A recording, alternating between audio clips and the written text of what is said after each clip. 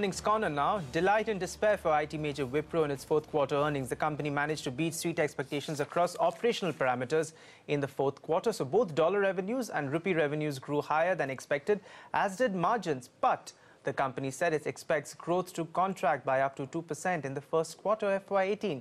Rima now joins us with the Wipro management. Over to you, Rima. Joining me now for the Wipro boardroom is the CEO, Mr. Abid Ali Nemuchwala, Bhanu Murthy, the President and CEO, Saurabh Govil, the Chief HR Head, and Jatin Dalal, the CFO. Good evening, gentlemen, and thanks so much for taking the time out and joining us on CNBC TV 18 to talk about the outlook of Wipro in the coming quarters.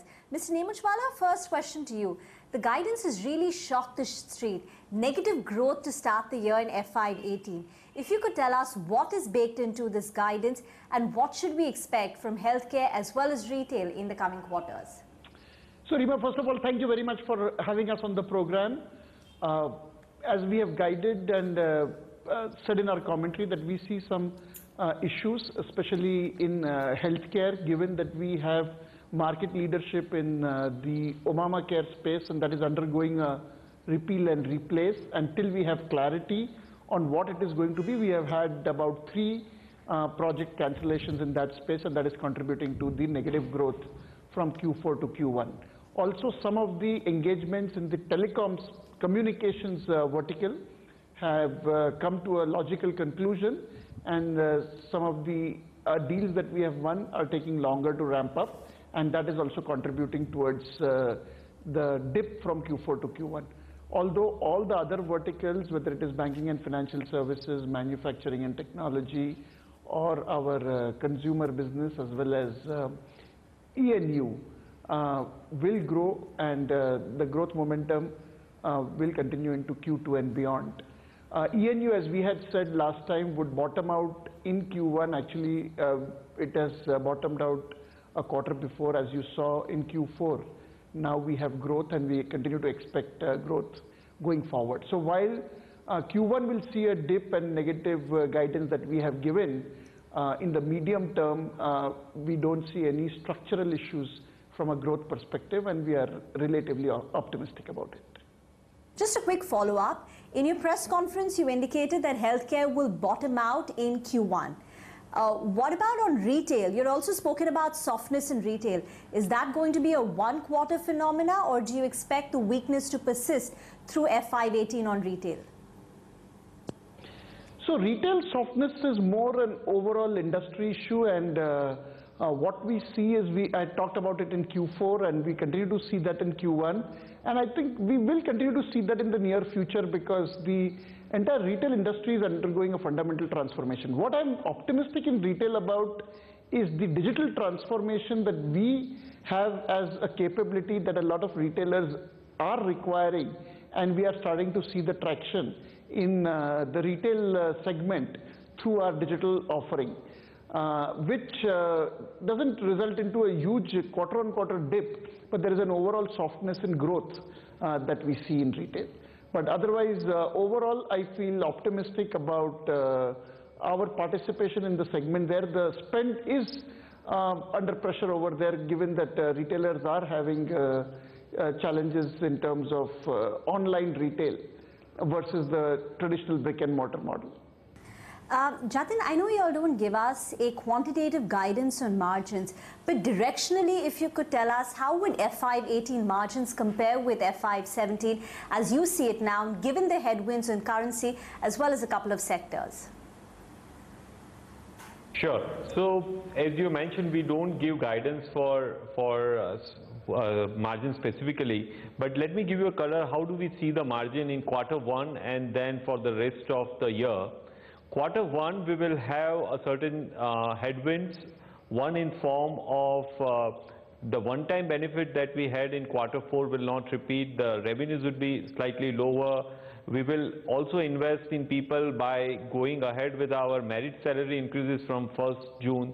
The currency, as you are aware, is volatile. So there are headwinds for Q1, and therefore we will have to be watchful for the margins of Q1. But Q1 onwards, Q2 and on, we feel that the margin should return as the growth comes back and some of our structural investments like acquisition or restructuring of India Middle East business should start creating positive synergy on revenue and costs, and that should help us our margins in remaining part of the year, apart from host of operational improvements like automation and AI engine and so on and so forth.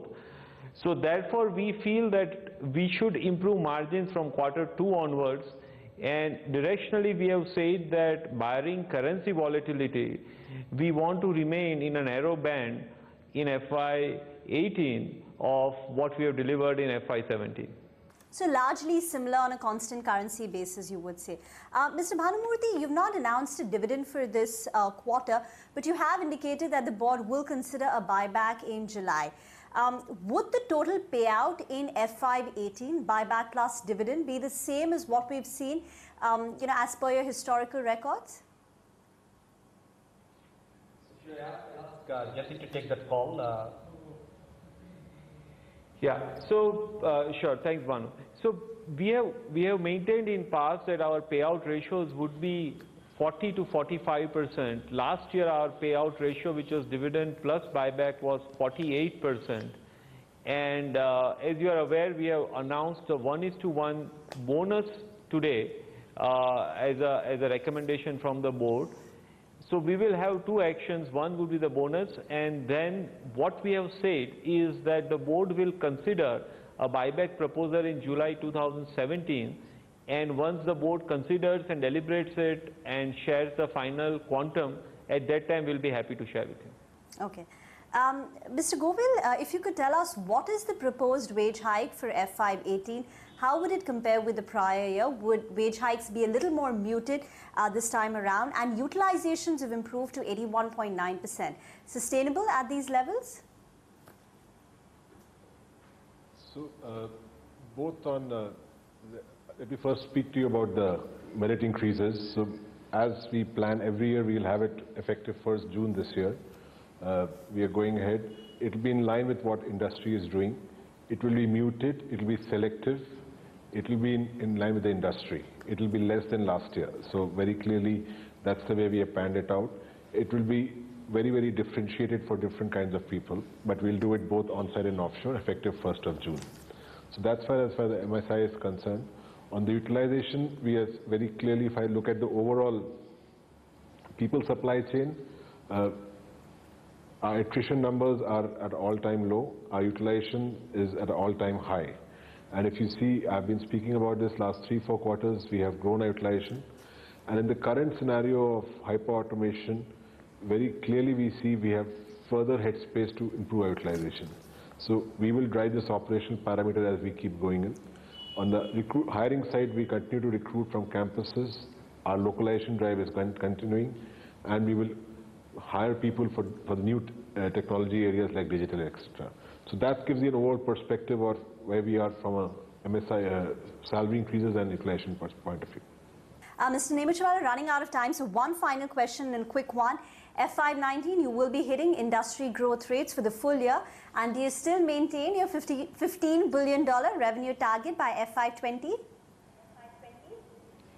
So we feel very confident of matching industry rates as we exit FY18.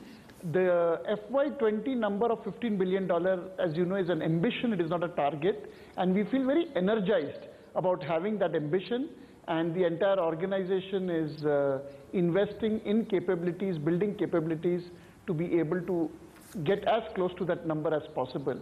And we feel good about it, although we may not hit that number because it's not a target, but that does give us a direction in terms of how we inflex our growth rates and create an outcome of our journey towards this ambition. Abid Nemachwala, thanks very much for joining us and taking us through the quarterly numbers and